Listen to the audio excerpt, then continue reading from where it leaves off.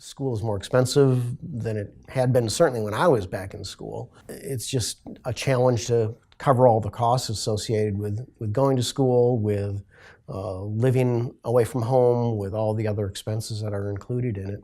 Student loan money is made available, luckily, but then I don't know that people are given adequate warnings of here's what it's going to cost you once you get out. People kind of go in thinking, oh, this is free money, when it's not free money. I don't think I realized at the time when I was taking out those loans what an impact they would have in my long term. So yeah, I would definitely say they've affected those things, and unfortunately so. But again, I don't regret it because otherwise I wouldn't be able to get a degree. It's a necessary evil. Like I don't have a choice because that's how I had to pay for school. But yeah, it sort of feels like I'm just kind of throwing away money every month, even though I know I'm not. I'm making a payment on a degree that I hold that allows me to have this job. Being young and having a lot of debt, your credit score is just not going to be good. So, yeah, it's kept me from getting a car in the past. And yeah, Ryan mentioned not being able to do things like furnish a home. We just didn't have the extra money. People are not prepared for the real costs once they're out of school. And oftentimes we're led to think of people who have student loan debt as people who have graduated and now have a higher degree that they can market. But you've got all sorts of people who never graduated who have student loan debt.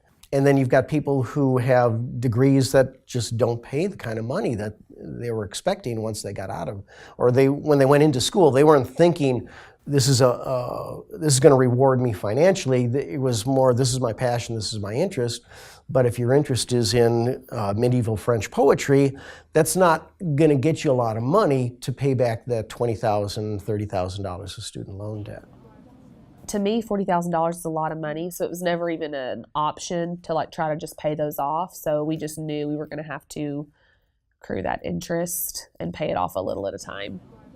I would say the biggest part of our life that's affected is the day-to-day stuff. So we don't go out to eat as much or get to have a fun money as much as we probably would. We have to sacrifice in other areas because I have to make loan payments every month. So because of that, I wouldn't necessarily say our quality of life is affected, but we're about to have a baby and we're pretty spread thin as far as our budget goes because quite a chunk of money goes towards paying off those loans every month.